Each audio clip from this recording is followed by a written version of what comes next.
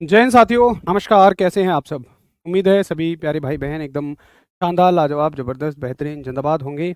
और आशा करता हूं कि आप सभी की तैयारी एकदम शानदार और बेहतरीन, ज़बरदस्त वाले अंदाज में चल रही होगी। उम्मीद है आप सभी अपने पढ़ाई का एक बड़ा हिस्सा, मतलब समय का एक बड़ा हिस्सा अपनी पढ़ाई को दे रहे होंगे।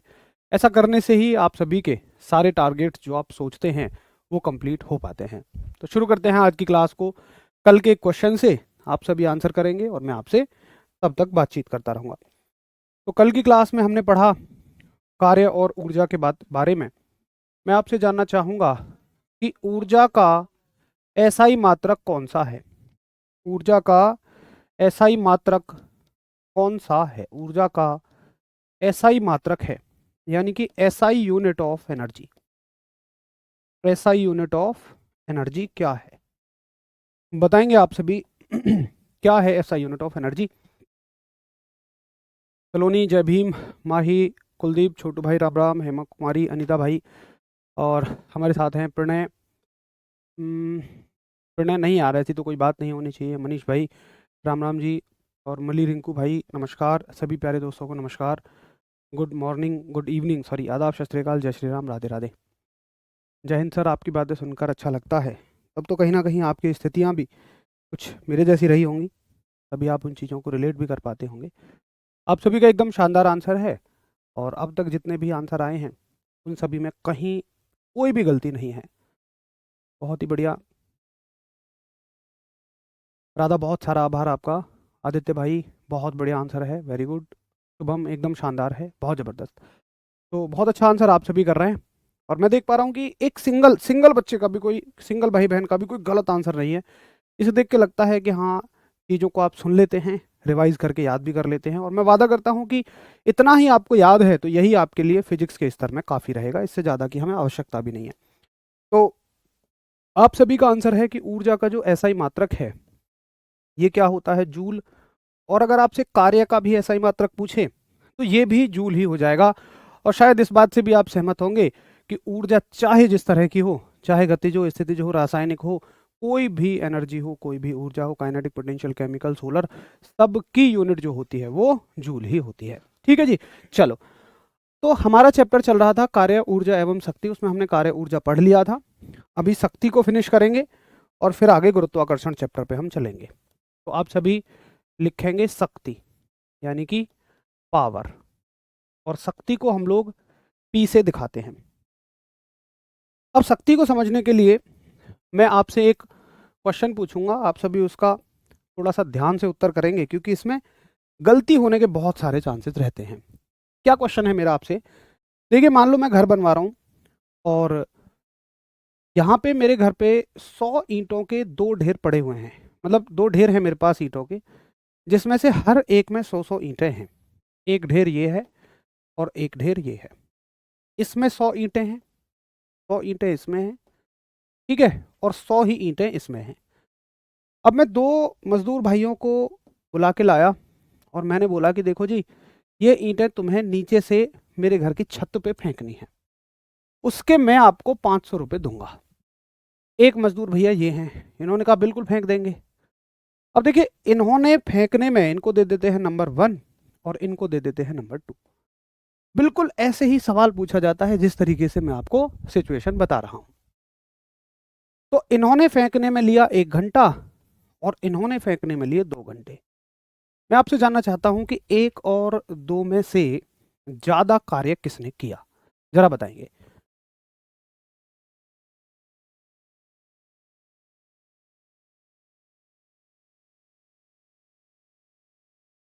सीता सरन, फिजिक्स बहुत अच्छा पढ़ाते हैं, कितने क्वेश्चन आएंगे? सीता भाई, लगभग फिजिक्स से आपके 2 प्रश्न आते हैं और दोनों ही प्रश्न ऐसे होंगे कि आप देखते ही उनका आंसर कर देंगे। शायद आपको किसी विषय में मुश्किल भी क्वेश्चन दिखते होंगे, आसान भी क्वेश्चन दिखते होंगे, लेकिन ये फिजिक्स ऐसा विषय रहेगा आपके लिए।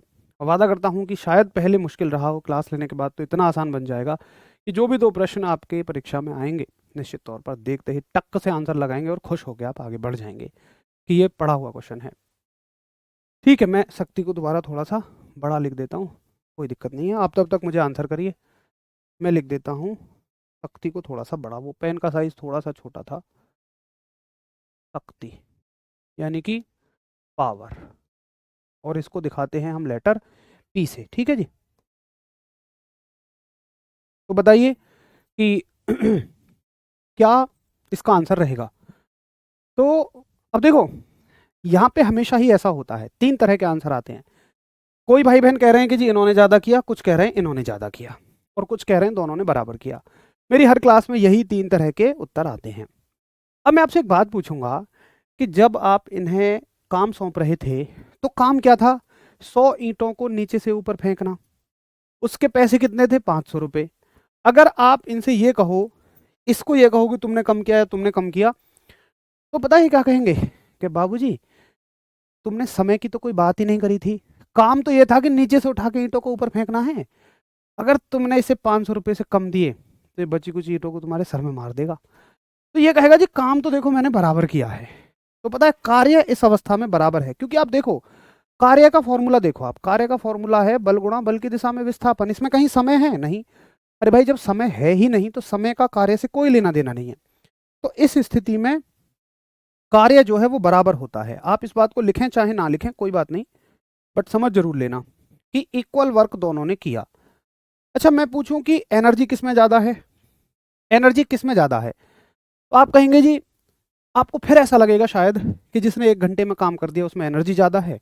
लेकिन आप किसी भी एनर्जी के फॉर्मूले को उठा के देखें, इसको लिखना मत, मैं बस आपको समझा रहा हूं, ये तो हमने लिख ली। गतिज ऊर्जा का देखें, चाहे आप गतिज ऊर्जा का देखें चाहे पोटेंशियल एनर्जी का देखें, किसी में भी कोई समय नहीं है। और अगर ध्यान से देखा जाए तो कार्य और ऊर्जा तो बिल्कुल बराबर हैं। वर्क एंड एनर्जी तो दोनों बिल्कुल बराबर हैं। तो दोनों में ऊर्जा भी बराबर है, क्योंकि कार्य से ही ऊर्जा बनती है। ठीक है, ऊर्जा भी कैसी है? दोनों के अंदर बराबर है, एनर्जी इक्वल है। और तुम्हारे दिल में बड़ा दर्द होगा, भैया कुछ तो ऐसा है कि जो पहले वाले में ज्यादा है दूसरे में कम है, क्योंकि पहले वाले ने तेजी से काम कर दिया।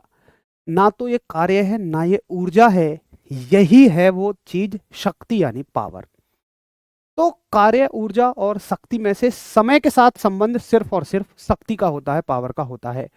अब आशा करूंगा कि आप समझ गए होंगे कि ये तीनों राशियां एक ही चैप्टर में क्यों हैं, क्योंकि अलग अलग नहीं है, तीनों एक दूसरे से जुड़ी हुई हैं।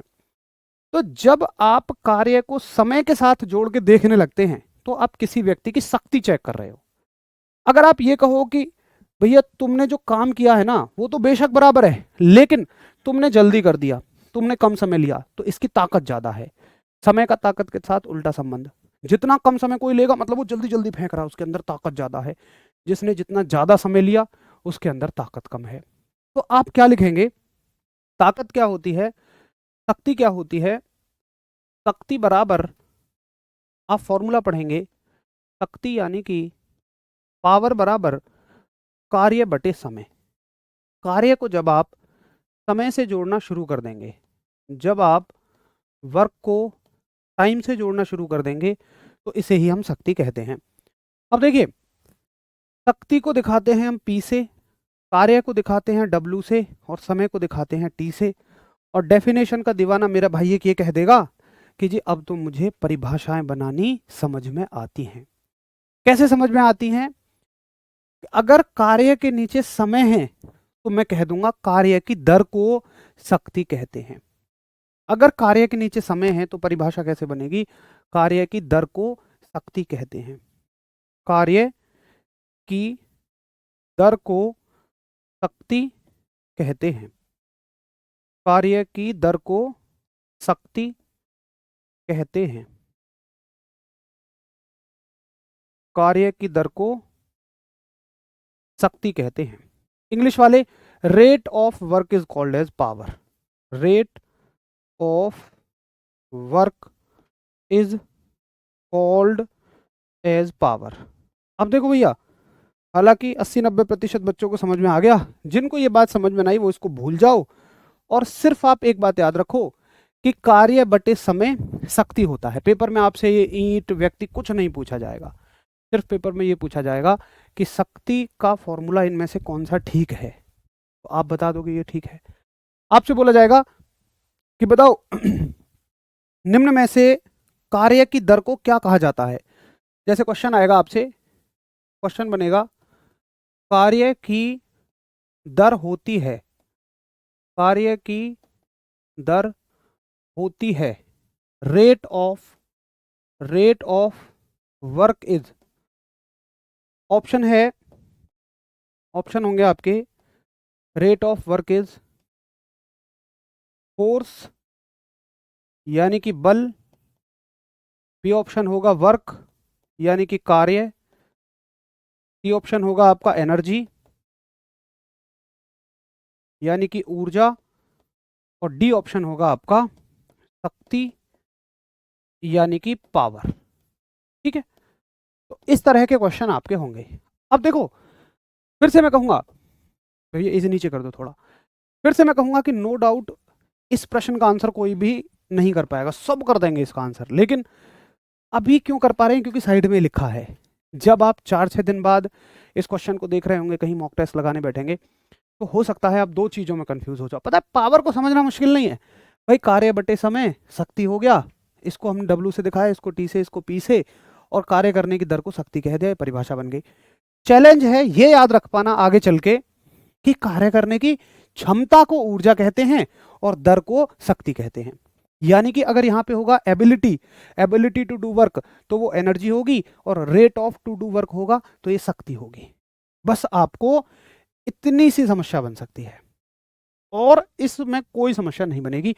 और ये समस्या भैया आप अपनी स्वयं समाधान करेंगे, वो करेंगे आप। अभी भी देखो, अभी भी कुछ बच्चे गलती कर रहे हैं भाई, कार्य की क्षमता जो है वो ऊर्जा होती है, दर शक्ति होती है। अगर यहाँ एबिलिटी है ना, तो एनर्जी आएगा, रेट है तो ये पावर आएगा।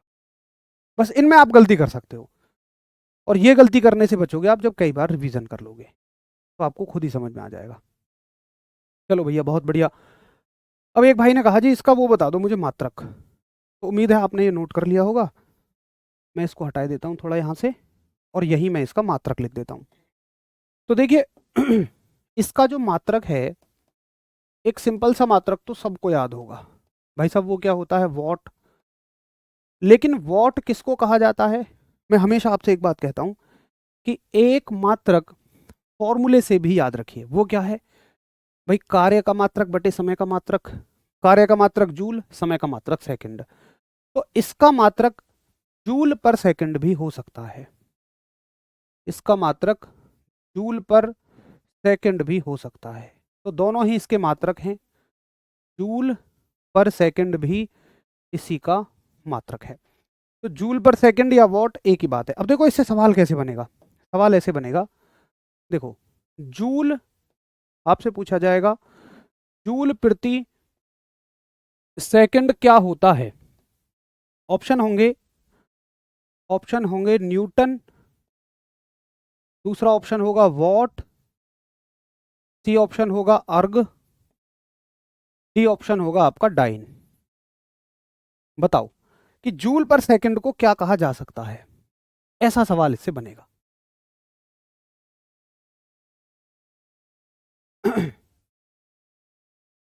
शिवम, नेवी एमआर फेज 2 के लिए, मेरे भाई देखो, नेवी एमआर फेज 2 में कुछ अलग से नहीं आएगा।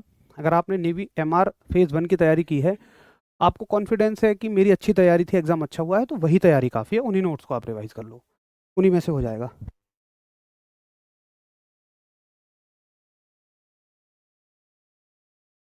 चलो भैया, तो मैं ऐसे क्वेश्चन भी कर लूंगा। अब मैं याद रख लूंगा कि जूल पर सेकंड और वॉट दोनों ही इसके मात्रक होते हैं, तो आप कहेंगे जी वॉट। अब देखो एक अन्य मात्रक भी होता है इसका, इसको यहाँ लिख देना, एक अन्य मात्रक भी होता है। अच्छा, ये जो है ना, ये एसआई मात्रक है, एसआई। ये कौन सा मात्रक है, ना ये एसआई है, ना ही इसको आप सीजीएस कहो, ना एफपीएस कहो, एक सिंपल मात्रक है। उसके अलावा एक अन्य मात्रक भी होता है, शक्ति का एक अन्य मात्रक भी होता है, एक अनोदर यूनिट भी होती है, और ये होती है आपकी हॉर्स पावर, अवश्य आपने सुनी होगी। अन्य मात्रक है इसका हॉर्स पावर यानी कि अश्व शक्ति।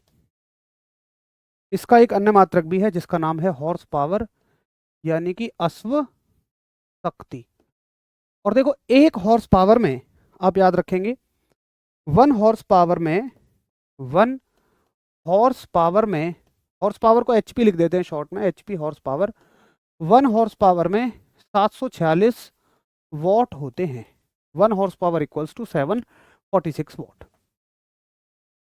चलो बहुत बढ़िया भाई तशु, बहुत अच्छा पढ़ाते हो। मुझे पहले बिल्कुल नहीं आती थी, मैंने 10th भी पता नहीं कैसे करी, बट अभी समझ में आ रही है। चलो बहुत अच्छी बात है, उम्मीद है कि आपको बहुत अच्छे से चीज़ें समझ आ रही हैं। ये सिर्फ आपकी मेहनत है और आपका ध्यान से पढ़ने की वजह से है। बस मैं वादा करूँगा कि कोशिश करूँगा और भी चीज़ें आपको आसान करके दूँ। बिल्कुल बिल्कुल मनिहार भाई, पी वाई क्यू ज़्यादा से ज़्यादा करवाइए। पी वाई क्यू ना दरअसल उतने ही तो करवाए जा सकते हैं जितने आए होंगे, तो मैं आपको सारे के सारे आए हुए पी वाई क्यू करवा देता हूँ। चलो जी, 1 हॉर्स पावर में 746 वॉट, तो ज़्यादा से ज़्यादा का मतलब सारे करवा देता हूँ मैं।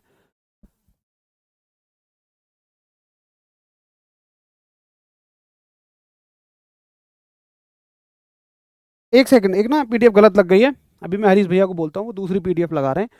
तब तक हम चैप्टर को शुरू कर देते हैं। और आपका चैप्टर है ग्रेविटेशन, तो आप नए चैप्टर का नाम डाल लीजिए।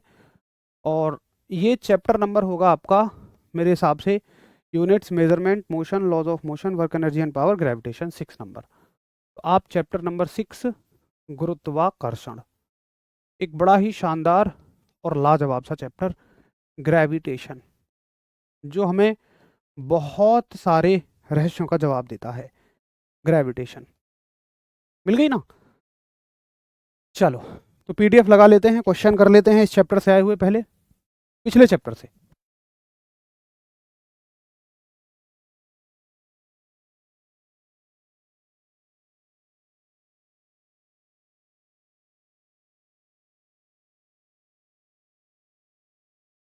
चलो भैया, आप सभी का वाकई दिल से धन्यवाद, क्योंकि जब मैं इस बैच में मैं आपको एक अपनी भावना बताऊं, तो जब मैं शुरू में पढ़ाने आया था, तो मुझे पता होता है कि जो हमारे जीडी की तैयारी करने वाले भाई बहन हैं, कहीं ना कहीं बहुत सारे मेरे भाई बहनों की जो बैकग्राउंड है वो आर्ट साइड है, या बहुत सारे भाई बहन ऐसे हैं कि जिन्होंने 10th 12th में पीसीएम ली भी होगी, तो उनको छोड़े हुए बहुत सारा समय हो गया है। तो एक मन में ये भी था कि यार पता नहीं वो सीख पाएंगे या नहीं सीख पाएंगे। दरअसल ऐसा होता है ना कि भाई मुझे तो अपने ऊपर पूरा कॉन्फिडेंस होता है कि मैं कोशिश करूँगा, लेकिन सीखना सामने वालों पे भी निर्भर करता है।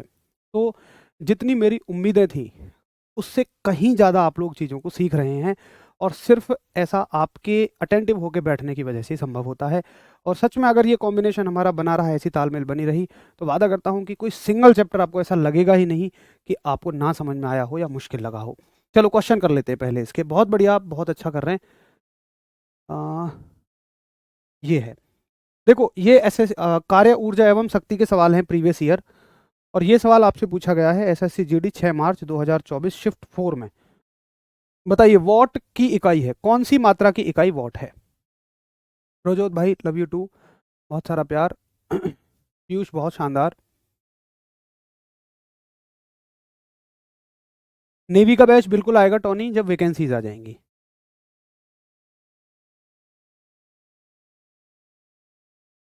ठीक है ठीक है सिद्धार्थ, मैं पूरा ध्यान दूंगा भाई। वैसे तो मेरी स्पीड बहुत ही स्लो है, और मैं तो इसलिए हमेशा लिख लिख के पढ़ाता हूँ, क्योंकि पीडीएफ में पता ही नहीं चलता कब स्पीड तेज हो जाती है।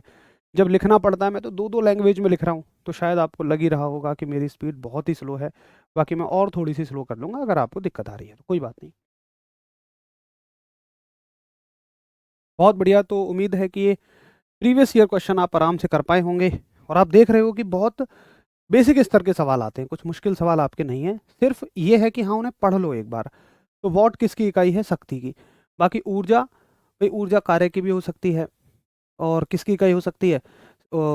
गतिज ऊर्जा की भी हो सकती है। अच्छा, ऊर्जा की इकाई क्या हो सकती है? Joule, sorry. तो ऊर्जा की इकाई क्या होगी? जूल होगी। संवेग का मात्रक क्या होगा? ये भी हमने पढ़ लिया, केजी मीटर पर सेकंड। प्रतिरोध के बारे में हम आगे बात करेंगे। अगला क्वेश्चन है कि निम्न में से कौन सा युग्म ऊर्जा की इकाई दर्शाता है? अब देखो, इसमें ना आपको दो इकाई दे रखी हैं, और वो दोनों की दोनों ऊर्जा की होनी चाहिए। तो इस प्रश्न का आंसर भी मैं आपसे चाहूंगा थोड़ा ध्यान से करना, कि कौन सा युग्म ऊर्जा की इकाई दर्शाता है, यानी कि किस ऑप्शन में दो जो यूनिट लिखी हुई हैं, ये दोनों की दोनों ही ऊर्जा की हैं, दोनों की दोनों ही यूनिट की हैं। पंकज, ऐसा नहीं करना है भाई। आप कह रहे हैं कि मैं सुसाइड कर लूंगा। देखो, मैं तो कहता हूँ कि मैंने कल भी आपको एक बातें समझाई थी, ऐसे विचार आना तो ये बड़ी हीन भावना है।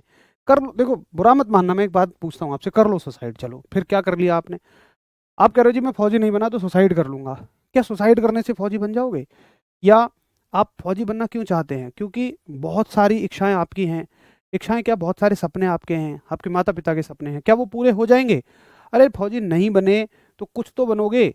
और ऐसा नहीं है कि केवल एक इंसान एक ही चीज़ बनने के लिए पैदा होता है। मैं मानता हूँ कि बहुत सारी नौकरियां ऐसी होती हैं कि जो हमारी ड्रीम जॉब होती हैं, लेकिन आप ये भी मानो कि कहीं ना कहीं चीज़ों का मिलना सिर्फ हमारे हिसाब से तय नहीं होता।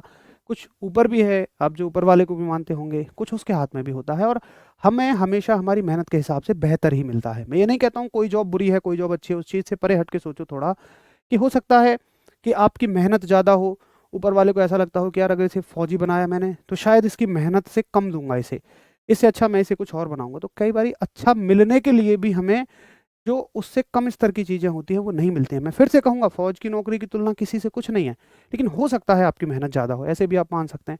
आप सुसाइड कर लेंगे तो भाई आपका घर परिवार सब कुछ पीछे बस बिलखता रह जाएगा, रह जाएंगी सिर्फ कमियां। बहुत बढ़िया, तो आप कहेंगे जी देखो ये चलो हमें नहीं पता, पर प्रकाश वर्ष तो पता है कि दूरी का मात्रक है। तो दूरी तो ऊर्जा का नहीं है ना, ये डिस्टेंस की यूनिट है। उसके बाद आप आगे देखें, पास्कल, भाई पास्कल तो दाब का मात्रक है, प्रेशर की यूनिट है, हम आगे पढ़ेंगे। कुल मिला के ऊर्जा की तो नहीं है। वेबर एम्पियर, एम्पियर तो धारा का मात्रक है, करंट की यूनिट है, ये ऊर्जा की कहाँ से हो गई? ऊर्जा का मात्रक कैलोरी भी है और जूल भी है, तो दोनों के दोनों ही ऊर्जा के मात्रक हैं। तो इस प्रकार के प्रश्न आपके आते हैं। आशा करता हूं कि आप बहुत अच्छे से, एकदम बेहतर तरीके से इन क्वेश्चंस को कर लेंगे। तो कौशल एक नौकरी के बारे में मुझसे पूछ रहे हैं कि यह नौकरी कैसी है। देखो सबसे पहले मैं बताऊं आपको, इस बेरोजगारी के दौर में आप बिल्कुल भी ये मत सोचो फिलहाल कि कोई नौकरी कैसी है या मुझे तो सिर्फ वही जॉब लेनी है। आप ये टारगेट बनाओ कि मुझे एक जॉब लेनी है, चाहे वो कोई सी भी हो। आप पेपर दो सारे सारे और अभी पहले एक जॉब लो। अगर देखो आपके परिवार की स्थितियां ऐसी हैं कि जो 3-4 साल आपको सपोर्ट कर सकती हैं, तब तो डेफिनेटली आप अपनी ड्रीम जॉब की तैयारी करो, क्योंकि ड्रीम जॉब को हो सकता है मिलने में थोड़ा समय लग जाए। मैं ये नहीं कहता कि पहली बार में नहीं मिलेगी, लेकिन हो सकता है समय लग जाए। तो ड्रीम जॉब की तैयारी तभी करना जब फाइनेंशियल बैकग्राउंड बहुत अच्छी हो, घर वाले 3-4 साल सपोर्ट कर सके। अगर नहीं, आपको चाहिए यार 6 महीने में जॉब लग जाए, जल्दी जल्दी लग जाए, तो फिर तुरंत ही आपको कोई एक जॉब पकड़ लेनी है। क्या फिर मेरी ड्रीम जॉब सिर्फ ड्रीम रह जाएगी? नहीं, कोई भी नौकरी ऐसी नहीं है कि जहां आपको पढ़ने का टाइम ना मिले। देखो नौकरी आप निकालोगे तो डेफिनेटली आपका एक स्तर बन चुका होगा पढ़ाई का। फिर अपनी ड्रीम जॉब को पाने के लिए आप 4-5 घंटे भी पढ़ोगे ना दिन में, और हर नौकरी में 4-5 घंटे मिल जाते हैं यार बड़े आराम से। अगर आप निकालना चाहें तो फिर आप अपनी ड्रीम जॉब के लिए फाइट करो, ये हमेशा बेस्ट तरीका होता है। चलो जी शुरू करते हैं ग्रेविटेशन यानी कि गुरुत्वाकर्षण को, जो कि है हमारा चैप्टर नंबर 6। अब देखिए गुरुत्वाकर्षण की कहानी शुरू होती है न्यूटन साहब के एक एप्पल ट्री के नीचे बैठे रहने से। ये हमारी पृथ्वी है, और हालांकि बहुत सारे मेरे भाई बहनों को तो ये भी नहीं पता होता कि हम पृथ्वी की सतह पे रहते हैं। बहुत सारे भाई बहनों को लगता है हम इसमें अंदर रहते हैं, है ना जी, हम इसमें सतह पर नहीं रहते हैं। लेकिन हम ना पृथ्वी की सतह पे रहते हैं। ज़्यादातर को पता होगा बट कुछ को नहीं पता होता। अब एक बच्चा सोचता है जी जो आदमी यहाँ रह रहे होंगे, जो यहाँ देश हैं, वो तो गिर जाते होंगे। नहीं, यहाँ तो महासागर भी हैं। कैसे टिके हुए हैं? पृथ्वी ही उन्हें अपनी ओर खींचे हुए है। और इस चैप्टर में तो बहुत सारे प्रकृति के रहस्य खुलेंगे। मैंने कहा था ना भाई भौतिक विज्ञान किसका अध्ययन है? प्रकृति का अध्ययन है। आप सोचो ये पृथ्वी और इसी से बड़े बड़े ग्रह, सूर्य तो इतना बड़ा सबसे बड़ा ग्रह है, बहुत बड़े बड़े तारे आप देखो हवा में लटके पड़े हैं। और लटकना छोड़ो, एक खास पैटर्न में घूम भी रहे हैं। भाई पृथ्वी अपनी चारों ओर भी घूम रही है, सूर्य के चारों ओर भी घूम रही है, ऊपर से सारे के सारे ग्रह एक सिस्टम में घूम रहे हैं। फिर हमारे सौर मंडल जैसे कितने सौर मंडल हैं, आप नजर उठा के देखें तो ये ब्रह्मांड आश्चर्यों से भरा हुआ है। ये कैसे घूम रहे हैं, कैसे चल रही हैं चीजें? ये चल रही हैं गुरुत्वाकर्षण की वजह से, ग्रेविटेशन की वजह से। आओ जरा सीखते हैं ग्रेविटेशन क्या है, फिर आपको और अच्छे से समझ में आ जाएंगी। देखिए ये पृथ्वी है और न्यूटन जी बैठे हुए हैं यहाँ पर, मान लीजिए अपने गार्डन में, और ये है उनका सेब का बगीचा। ये सेब है, सेब का पेड़ है, और न्यूटन जी मस्त इसके नीचे बैठे हुए किताब को पढ़ रहे हैं। मैं आपको बताऊं तो वो एक महामारी का दौर था, जैसे हमारे यहाँ कोविड था ना, वैसे ही उनके यहाँ महामारी आई हुई थी और वो किताब लेके मस्त पढ़ रहे थे। अब यहाँ से एक एप्पल ड्रॉप होता है, एक एप्पल ड्रॉप होता है, और एप्पल, भैया सेब तो पेड़ों से सदियों से गिरता आ रहा था, लेकिन किसी ने ये नहीं सोचा कि ये सेब नीचे ही क्यों गिरा। अब भैया जी न्यूटन जी ने सोचा यार ये सेब नीचे क्यों गिरा, ऊपर क्यों नहीं चला गया। उन्होंने बहुत सारी खोजबीन की, बहुत सारी रिसर्च की, और पता है ऐसा नहीं है कि उन्होंने ही बता दिया, उन्होंने ही सारी रिसर्च कर दी, उन्होंने अपने गुरुओं की मदद ली। इसमें जो लोग, ये खोज केवल न्यूटन साहब के समय से शुरू नहीं होती है, बहुत सारे वैज्ञानिकों ने अपना जीवन लुटा दिया था इसमें। उन सब की थ्योरी ली, थोड़ी थोड़ी सी उन सब से हेल्प ली, अपने गुरुओं से हेल्प ली, तब जाके इन्होंने एक बात बताई, क्या, कि भैया पृथ्वी प्रत्येक वस्तु पर अपनी तरफ आकर्षण का बल लगाती है। या कोई भी ग्रह, पृथ्वी नहीं कोई भी ग्रह, यहां पृथ्वी ना होता कोई भी ग्रह होता, प्रत्येक ग्रह, और ग्रह छोड़िए, कोई भी दो वस्तु ले लो आप, और छोड़ो, कोई भी दो वस्तुएं हमेशा एक दूसरे की तरफ बल लगाती हैं, आकर्षण का, अट्रैक्शन का। जैसे ये सेब और पृथ्वी यहां एक दूसरे को खींच रहे हैं, लेकिन क्यों पृथ्वी ही सेब को खींच पाई, सेब ने क्यों नहीं खींच लिया? क्योंकि भैया सेब तो बेचारा छोटा सा है, खींच तो दोनों एक दूसरे को रहे हैं न्यूटन साहब के हिसाब से, लेकिन सेब हल्का सा है। सोचो दो पहलवानों की कुश्ती हो रही है, एक हल्का सा एक भारी है, तो भाई कौन जीतेगा? निश्चित तौर पर एक भारी पहलवान जीत जाएगा। चलो, तो हम लिखेंगे, इस चीज को लिख लो जो हमने पढ़ा है। गुरुत्वाकर्षण क्या होता है कि न्यूटन के अनुसार, सर न्यूटन के अनुसार प्रत्येक ग्रह, प्रत्येक वस्तु, प्रत्येक वस्तु अन्य वस्तु पर, प्रत्येक वस्तु अन्य वस्तु पर आकर्षण का बल लगाती है, आकर्षण का बल लगाती है। यानी कि according to sir Newton, every object every object attracts, every object attracts another object, another object। अब देखो, बड़े ध्यान से सुनो, मैं ये नहीं कह रहा हूं कि ये केवल इसी ग्रह की बात है, पृथ्वी की ही बात है, नहीं, मैंने तो कह दिया ब्रह्मांड की कोई भी दो वस्तुएं उठा लो। अब एक भैया मुझसे क्या कहेगा, भैया तुम कैसे कह रहे हो ब्रह्मांड की दो वस्तुएं? देखो, जैसे ही तुम्हारा फोन है और ये पेन है, बताओ कहाँ बल लगा रहे हैं, कहाँ खींच रहे हैं? तो जरा आप बताओ, क्या इनके बीच में भी अट्रैक्शन का फोर्स लग रहा है? जैसे अगर मैं इसको छोड़ूं तो पृथ्वी इसको अपनी तरफ खींचेगी। क्या कह रहे हो कि छोड़ के दिखाओ एक बार? अबे नहीं यार, इसको छोड़ के, इसको भी छोड़ के नहीं दिखाऊंगा, ये हमारी रोजी रोटी है। तो अगर जैसे पृथ्वी इन पर अपनी तरफ फोर्स लगा रही है, ये क्यों एक दूसरे पर अपनी तरफ फोर्स नहीं लगा रहे हैं? गलत बात, लगा रहे हैं, यही सवाल पूछा जाता है। बिल्कुल लगा रहे हैं। दुनिया की कोई भी दो वस्तु आप उठाओ, आपके सामने घड़ी टंग रही है, आपका फोन है, आपकी टेबल है, फोन और टेबल भी एक दूसरे पे फोर्स लगा रहे हैं, तो भैया फिर ये चिपक क्यों नहीं जाते? क्योंकि ये बल इनके बीच में बहुत कमजोर है। भैया ज्यादा कब बनेगा? ज्यादा बनेगा जब दोनों में से कोई एक वस्तु या दोनों वस्तुएं इतनी भारी हों, जितने भारी भारी ग्रह हैं, जितने हैवी हैवी प्लैनेट्स हैं, तब जाके ये बल आपको दिखना शुरू होता है। तो याद रखना कि गुरुत्वाकर्षण का बल ऐसा नहीं है पृथ्वी और सेब के बीच में ही है, दुनिया की किन्हीं भी दो वस्तुओं के बीच में है। तो जरा बताएंगे कि हाँ भैया मुझे आपकी बात अच्छे से समझ में आ गई कि न्यूटन के अनुसार प्रत्येक वस्तु अन्य वस्तु पर आकर्षण का बल लगाती है। According to Newton every object attract another object, इसे ही गुरुत्वाकर्षण कहा जाता है। ठीक है जी, आप चाहो तो लिख सकते हैं इसे गुरुत्वाकर्षण कहते हैं, यहाँ पे ऐड कर लो इसे, या कोई बात नहीं, नहीं भी है तो जगह, वैसे तो लास्ट में ये होगी ही। इसे गुरुत्वाकर्षण कहते हैं, इसे गुरुत्वाकर्षण कहते हैं। ठीक है, this is called as gravitation, this is called as, this is called as gravitation. ठीक है भैया, यहां तक आपको बात समझ में आ गई होगी। अब मैं आपसे एक बात पूछना चाहता हूं, मैं आपसे एक बात पूछना चाहता हूं, और बात यह है कि जैसे मान के चलो ये पृथ्वी है, ठीक है जी, और यहां से मैंने एक बॉल फेंकी।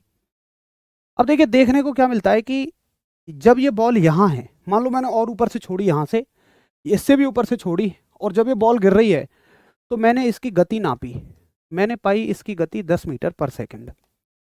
फिर ये बॉल और थोड़ा सा नीचे आई, तो मैंने इसकी गति जब यहाँ पूछी बॉल से, बॉल जी गति कितनी है, बॉल जी ने कही भैया बढ़ गई है, 20 मीटर पर सेकंड है गई है, और कोई बल नहीं लगा रहा है। मैंने चुपचाप छत से बॉल को छोड़ा और पृथ्वी ही खींच रही है इस बॉल को, परंतु इसकी गति बढ़ती चली जा रही है। तो मुझे आप ये बताओ कि गति के बढ़ने पर कौन सी एक टर्म तुरंत सामने निकल के आती है? जल्दी से सोचो, 10 सेकंड दे रहा हूं कि गति के बढ़ने पर, वेलोसिटी के बढ़ने पर कौन सी एक टर्म तुरंत सामने निकल के आती है, यानी वेग के परिवर्तन को, चेंज इन वेलोसिटी को क्या कहते हैं? जिन भाई बहनों के दिमाग में आ गया कि वेग का बढ़ना तो त्वरण कहलाता है, चेंज इन वेलोसिटी तो एक्सेलरेशन कहलाता है। जैसे आप बाइक पे बैठे होते हो, अपने दोस्त को बोलते हो ओए एक्सीलेटर देना, तेज चला, यानी आप गति बढ़वाना चाहते हो, एक्सीलेटर दबाना चाहते हो, तो आप कहते हो एक्सीलेटर दे दे। तो देखो, जब आप बाइक में एक्सीलेटर देते हो, एक्सेलरेशन आ रहा है, त्वरण आ रहा है, गति बढ़ रही है, किसकी वजह से? इंजन की वजह से बढ़ पा रही है। लेकिन भाई साहब यहाँ तो कोई इंजन नहीं है। क्या यहाँ इंजन है? नहीं। क्या इसमें इंजन है? नहीं। यानी कि यहाँ पर गति जो बढ़ा रहा है वो कौन सा त्वरण है? है तो यहाँ पर भी एक त्वरण, है तो यहाँ पर भी एक त्वरण, यानी कि है तो यहाँ पर भी एक एक्सेलरेशन। बताओ कौन सा एक्सेलरेशन है वो? तो आप कहोगे कि ये गुरुत्व की वजह से है, तो इसे बोलते हैं हम गुरुत्वीय त्वरण, यानी कि ग्रेविटेशनल एक्सेलरेशन। और यही है आपका छोटा जी, यही है आपका छोटा जी। तो उम्मीद है कि छोटा जी को अब तक आपने बहुत रटा होगा, लेकिन अब समझ गए होंगे कि छोटा जी क्या है। छोटा जी है कि पृथ्वी अपनी तरफ खींच रही है, बल लगा रही है, बल लगाने की वजह से उसकी गति बदल रही है, और गति बदलने की वजह से तो त्वरण आ रहा है, जो एक्सेलरेशन आ रहा है, उसी को हम गुरुत्वीय त्वरण कहते हैं, छोटा जी कहते हैं। ठीक है जी। देखो, गुरुत्वाकर्षण तो एक कॉन्सेप्ट है कि भाई पृथ्वी ने किसी वस्तु पर बल लगाया, और गुरुत्वीय त्वरण क्या है? ये वो त्वरण है जो किसी वस्तु के वेग बढ़ने से आया। परंतु देखो, सिंपल त्वरण क्या होता है? सिंपल त्वरण आता है जैसे बाइक में आ गया, किसी ने बल लगाया हो, बाहर से इंजन ने लगाया, हमने लगाया, लेकिन जो पृथ्वी की वजह से आता है, जो ग्रहों की वजह से आता है, उसे बोलते हैं गुरुत्वीय त्वरण, यानी कि ग्रेविटेशनल एक्सेलरेशन। किंतु रिपल्शन कभी नहीं लगेगा इसमें, प्रतिकर्षण कभी भी नहीं लगेगा इसमें, हमेशा आकर्षण लगेगा। तो जरा बताइए कि हाँ जी मैं समझ गया, ग्रेविटेशनल एक्सेलरेशन क्या होता है, गुरुत्वीय त्वरण क्या होता है, जिसको हम जी से दिखाते हैं। तो मैं बिल्कुल उसी भाषा में लिख दूंगा जिस भाषा में चीज़ों को हमने सीखा है। मैं कहूँगा कि नीचे गिरती हुई, नीचे, या मैं कहूँगा मुक्त रूप से नीचे गिरती हुई। मुक्त रूप का मतलब है बस तुम छत पे चुपचाप गए और बॉल तुमने बस छोड़ दी, ऐसा ना उसको धक्का वक्का दिया हो, कुछ नहीं, या बीच में किसी ने धक्का दिया हो, नहीं। मुक्त का मतलब फ्रीली फॉल। सही है जी।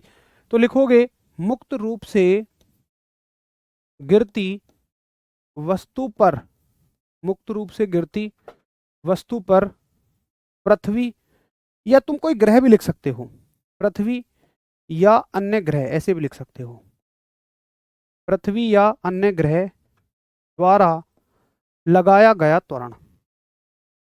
अच्छा भैया एक बात बताना, अब शब्दों की मोटाई और सब कुछ समझ में आ रहा है ना, क्लियर? कुछ बच्चों को दिक्कत थी, पतले लिख रहा था शायद मैं। द्वारा लगाया गया त्वरण गुरुत्वीय त्वरण कहलाता है, ये आप समझ जाओगे। यानी कि एक्सेलरेशन, एक्सेलरेशन बाय अर्थ और एनी प्लेनेट, और any planet, acceleration by earth और any planet on a freely falling body, on a freely falling body is called as gravitational acceleration. ठीक है, कैपिटल जी नहीं होता शुभम, ये गलती नहीं करनी है, छोटा जी है, छोटा जी है।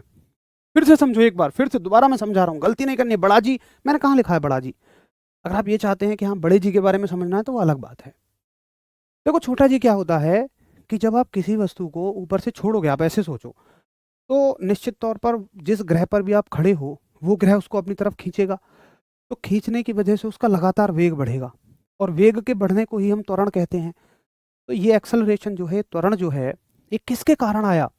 जैसे बाइक में तो इंजन की वजह से आता है, बस में तो इंजन की वजह से आता है, इंजन की वजह से वेग बदलता है, लेकिन यहाँ इंजन नहीं है, यहाँ तो उस ग्रह का गुरुत्व है, ग्रेविटेशन है, वो गुण है जो बल लगा रहा है, तो इसी को कहते हैं हम गुरुत्वीय त्वरण, ग्रेविटेशनल एक्सेलरेशन।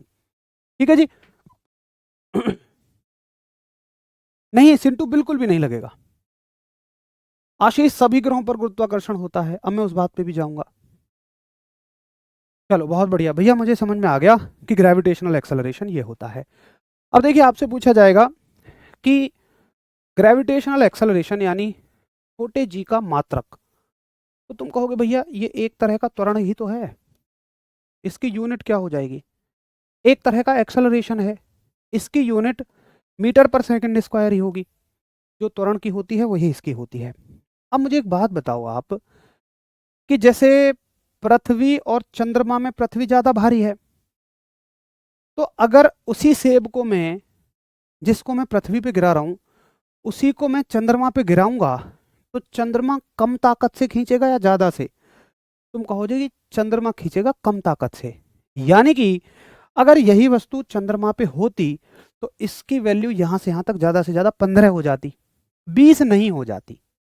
यानी कि जो ग्रह जितना हल्का होगा वो उतना कम गुरुत्वीय त्वरण लगाएगा, कम ग्रेविटेशनल एक्सेलरेशन लगाएगा। इसका मतलब भाई जो सूर्य है, इन सब में सबसे ताकतवर कौन है? सूर्य। तो सूर्य तो सबसे ज्यादा लगाएगा। अरे भैया लगाता तो है, आप सारे ग्रहों को देखो, क्यों वो सूर्य के चारों ओर ही घूम रहे, क्यों पृथ्वी के चारों ओर नहीं घूम लेते? क्योंकि सूर्य सबसे ज्यादा भारी है, तो सारे ग्रहों को अपने आसपास घुमा के रखता है, ताकत लगा के रखता है। उठा पर्दा इस प्रकृति के रहस्य से, क्योंकि क्यों सारे ग्रह सूर्य के ही चारों ओर घूमते हैं? क्योंकि गुरुत्वाकर्षण बल का लगना निर्भर करता है उस वस्तु के आकार पे, उस वस्तु के साइज पे, और सूर्य सबसे बड़ा है इनमें। पृथ्वी सूर्य से छोटी है और चंद्रमा तो पृथ्वी से भी छोटा है। तो जो गुरुत्वीय त्वरण का मान है, आप ये कहोगे, इसका मतलब तो एक बात ये मैं लिख सकता हूं, जरा बताना कौन कौन सहमत हैं, कि छोटे जी का मान, छोटे जी का मान बदलता है, छोटे जी का मान बदलता है। यानी कि value of small g changes.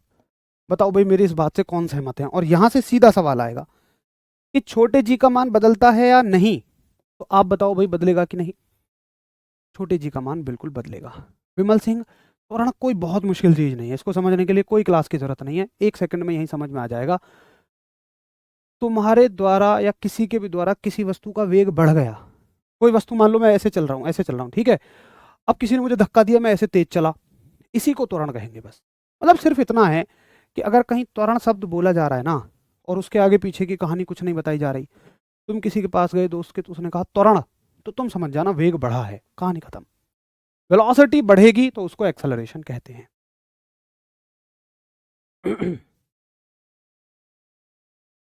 बहुत बढ़िया, सबको एकदम शानदार तरीके से समझ में आ गई। ठीक है जी। चलो अब सारी कहानी यहीं आके टिक जाएगी। जब जी का मान बदलता है तो भैया कैसे कैसे बदलता है, अब यही बस हमें पढ़ना है कि अगर जी का मान बदलता है तो ये कैसे कैसे बदलता है। तो सबसे पहले हम देखेंगे कि अगर हम एक ग्रह से दूसरे ग्रह पर जाएं तो जी का मान कैसे बदलेगा। अब हमें जी का बदला हुआ मान ही पढ़ना है, इसी के पीछे लंबी कहानी चलेगी, फिर सबसे लास्ट में मैं आपको बड़ा जी बता दूंगा। तो आप कहेंगे कि सबसे पहला तरीका है एक ग्रह से या पृथ्वी से, ऐसे लिख दो, आप लिखो कि चंद्रमा और पृथ्वी पर, चंद्रमा और पृथ्वी पर छोटे जी की क्या वैल्यू होती है। यानी कि वैल्यू ऑफ स्मॉल जी, या ऐसे लिखो सिर्फ small g at, small g at, small g at moon and earth. तो देखिए सवाल याद रखना कि जो चंद्रमा पर जी का मान होता है, जो चंद्रमा पर जी का मान होता है, जी का मान जो चंद्रमा पर होता है, ये जो जी का मान पृथ्वी पर होता है उसका 1/6 होता है। इस बात को याद रखना कि चंद्रमा पर जी का मान पृथ्वी पर जी के मान का 1/6 होता है। क्यों होता है भाई? इसलिए होता है क्योंकि चंद्रमा हल्का है और पृथ्वी भारी है। अब कितना होता है पृथ्वी पर वो अभी मैं अगली बात में बताऊंगा। अभी सिर्फ हम इतना याद रखेंगे कि चंद्रमा पर जो जी का मान है वो पृथ्वी का 1/6 होता है। ठीक है जी। तो उम्मीद है कि आप मेरी बात को समझ गए होंगे। सिर्फ इतना सा हमें पढ़ना है। अब तुम पूछो किसी और ग्रह पे, जैसे कि बुध पे कितना होगा, बृहस्पति पे कितना होगा, तो किसी पे नहीं पढ़ना है। सिर्फ हमें चंद्रमा और पृथ्वी के लिए ही पढ़ना होता है। भैया एक भैया शुरू से परेशान है और मैं उनको इग्नोर भी कर रहा था कमेंट को, क्योंकि मुझे कुछ ज़रूरी लगा नहीं कि भैया इसमें समय बदला हुआ है। उनको लग रहा है रिकॉर्डेड क्लास है, इसमें 19:46 हो रही है 7:46। अब तो कुशनंदन कुमार जी आपको भरोसा हो गया होगा कि लाइव क्लास है। बाकी ना भरोसा हुआ हो तो मैं क्या कह सकता हूँ, सुबह की मेरी क्लास देख लो और बैचों में डिफेंस पे चल रही होंगी, उसमें भी मैंने यही शर्ट पहन रखी है। अब मेरा आपसे ये प्रश्न है कि आप जब से मैं क्लास ले रहा हूँ तब से ही देख रहा हूँ आप सिर्फ एक ही कमेंट करे जा रहे हो। मैंने उसको लिया नहीं क्योंकि मैंने सोचा चलो आप इग्नोर कर दो, छोड़ दो, पढ़ाई पे आ जाओ।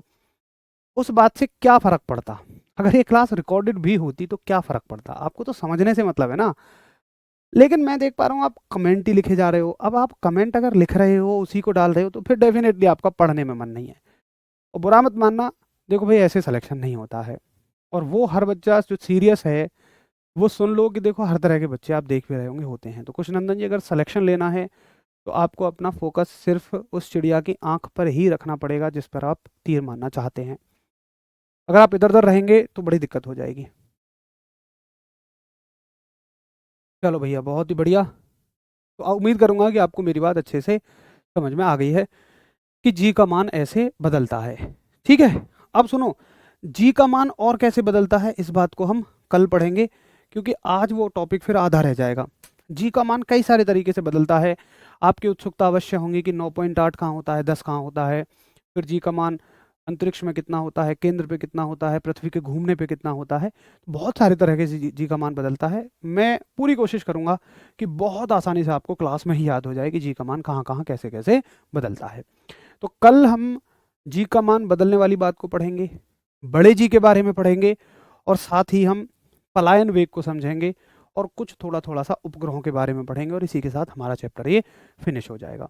तो कल आपकी क्लास तो नहीं होगी, कल तो सैटरडे ना। हाँ, वैसे मुझे ऐसा कुछ नहीं होता कि सैटरडे हर सैटरडे छुट्टी करनी होती है, लेकिन कल मुझे एक क्लास लेनी है आरपीएफ वाले बैच में। उस समय पे एक दो टॉपिक रह गए थे क्योंकि डिफेंस का थोड़ा प्रेशर आ गया था, तो मैंने एक क्लास में उनकी नहीं ले पाया था, वो लास्ट वाली। तो वो क्लास मुझे 8 बजे कल ही आरपीएफ वाले भाई बहनों के लिए लेनी है। इस वजह से कल और परसों आपकी छुट्टी रहेगी। बाकी देखो भाई, मैं कहूँगा कि सैटरडे आपको जो दिया जाता है ना ऐप की क्लास ना देने का, वो सिर्फ इसलिए है ताकि आपको रिवीजन का भरपूर समय मिल सके। तो आपको उसे दूसरी चीज़ों में लगाना ही नहीं है। मैं हर क्लास में, मेरी हर क्लास में सिर्फ आपको एक ही बात पे जोर देता हुआ दिखूंगा, रिवीजन। क्यों? क्योंकि सिलेक्शन के लिए जितनी आवश्यक चीज़ें होती हैं उसमें से रिवीजन सिर्फ ऐसा है जो टीम आपको नहीं करा पाती है या करा ही नहीं सकती है। वो सिर्फ आपको करना है, और आपको जो काम स्वयं दिया जाए आप बहुत मुश्किल से कर पाते हो उसे, या कर ही नहीं पाते हो, छोड़ देते हो। भाई देखो, अगर आप सेल्फ स्टडी करते हो तो किताबों से पढ़ना पड़ता है, उसकी कोई ज़रूरत नहीं है। हर टीचर आपको वेल एंड गुड कंटेंट दे रहे हैं। आपको ज़रूरत होती है फिर प्रैक्टिस की, ताकि ये पता लगे क्वेश्चन कैसे आ रहे हैं। उसके लिए डेफिनेटली आप प्रैक्टिस सेट लगा रहे होंगे, प्रैक्टिस सेट में पता लग जाता है। आपको चाहिए अपनी तैयारी को जांचने के लिए मॉक टेस्ट, टाइम के मैनेजमेंट के लिए निश्चित तौर पर हर संडे आप मॉक टेस्ट भी दे देते होंगे, और जब परीक्षा आ जाएगी तो मिनी मॉक वगैरह भी मिलेंगे। चौथी चीज़ सबसे ज़रूरी रिवीजन होती है। तो ये तीन चीज़ टीम दे देती है, चाहे टीचर हो, चाहे आरडब्ल्यू की मॉक टेस्ट टीम हो, चाहे और टीचर हो जो प्रैक्टिस सेट करवा रहे हैं। लेकिन रिवीजन सिर्फ ऐसी चीज़ है जो कोई दे ही नहीं सकता, वो आपको ही करना है। वो हम चाह के भी आपको नहीं दे सकते। अगर मैं कहूँ आपसे कि मैं कल के चैप्टर का रिवीजन करवा दूंगा तो वो रिवीजन नहीं है, वो तो आसान बात हो गई आपके लिए। मैं बस पढ़ता जा रहा हूँ, वो आपको याद ही नहीं होगा कभी भी। सच में रिवीजन वो है जब आप अपने दिमाग पे जोर डालेंगे, और अपने दिमाग पे जोर आप स्वयं तभी डाल पाएंगे जब आप खुद ही पढ़ेंगे। अगर मैं यहाँ आके बस वही चैप्टर को दोबारा भी पढ़ाने लगूँ, वो रिवीजन नहीं है। आपने अपने दिमाग पे जोर नहीं डाला। तो भैया जी, आप रिवीजन 100% करिए। मैंने रिवीजन ना करने की वजह से बहुत सारी परीक्षाओं में नुकसान उठाए, क्योंकि जब आपको ना ये नुकसान उठाना शब्द उस दिन समझ में आएगा जब आप किसी परीक्षा में 1 नंबर से रह जाओगे। 1 नंबर से क्यों रह जाओगे? क्योंकि हो सकता है किसी क्वेश्चन के 2 ऑप्शंस में आपको कन्फ्यूजन हो जाए। सिर्फ क्यों? क्योंकि आपने अच्छा रिवीजन नहीं किया होगा। 2 ऑप्शंस में कन्फ्यूजन हमेशा रिवीजन की कमी से होता है। आपको उस दिन महसूस होगा अगर मैं अच्छा सा रिवीजन कर लेता तो मुझे सही ऑप्शन याद आ जाता बाकी क्वेश्चंस की तरह और मेरा सिलेक्शन हो जाता। अगर आप 20 नंबर से परीक्षाओं में रह रहे हैं तो फिर कोई बहुत बड़ी बात नहीं है, आप कुछ करो मत करो कुछ फ़र्क नहीं पड़ता।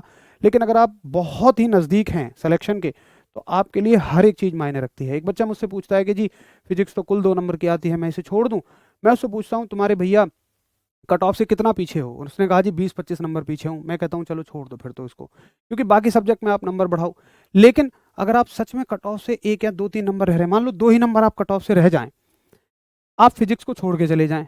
एक बच्चा जिसने फिजिक्स को बहुत अच्छे से पढ़ा, दोनों क्वेश्चन फिजिक्स के कराया, वो कट ऑफ में एंट्री ले जाएगा। मतलब हम सोचते नहीं है कि कौन सी छोटी सी चीज़ टक से टर्न ले जाएगी। और एक बात मैं आपको बताऊँ, एक सीक्रेट सिलेक्शन का, कंपटीशन के फील्ड में जब उतर रहे हो ना, तो ये मान के उतरना कि हर एक विषय को, पेपर में आने वाले हर एक विषय पे मजबूती बनानी है। चाहे वो हमारा फेवरेट हो ना हो, हमें समझ में आ रहा हो नहीं आ रहा हो, हर एक विषय को तगड़े तरीके से मजबूत तरीके से लेके चलना है। कभी कभी जो हमारा फेवरेट विषय होता है, जिसको हमने बहुत अच्छे तरीके से पढ़ा, उससे ऐसे उलूल जुलूल सवाल पेपर में आगे हवा भी नहीं लगी और साथ ही हम एक विषय को छोड़ गए जिससे बहुत आसान आसान प्रश्न आए। ऐसा बहुत सारे बच्चों के साथ होता है। तो कंपटीशन में छोड़ने जैसा शब्द तो कभी इस्तेमाल मत करना। आपको हर विषय पे अपनी स्ट्रेंथ बनानी है। आजकल कट ऑफ देखो आसमान छू रही है। 100 में से मैंने 96 भी कट ऑफ देखी है। अब जरा सोचना कि कोई भाई बहन 4 नंबर से कौन रहा होगा, मतलब किसी के 95-93 नंबर होंगे, क्या उसकी तैयारी अच्छी नहीं थी? अरे भाई 100 में से 93 नंबर लाने वाला बच्चा खतरनाक है, लेकिन शायद वो किसी विषय को इग्नोर कर गया होगा, उसे किसी ने सलाह दे दी होगी कि केवल इंपॉर्टेंट पढ़ें, ये पढ़ें, इससे इतना आएगा, इससे कम पढ़ लें इतना आएगा। वो छोड़ गया, कहानी खत्म हो जाएगी। तो आपको सारा पढ़ना पड़ेगा और अच्छे से सीखना और समझना पड़ेगा। चलिए मिलते हैं कल, तब तक के लिए आपको नमस्कार, धन्यवाद, जय हिंद। कल का मतलब मंडे को।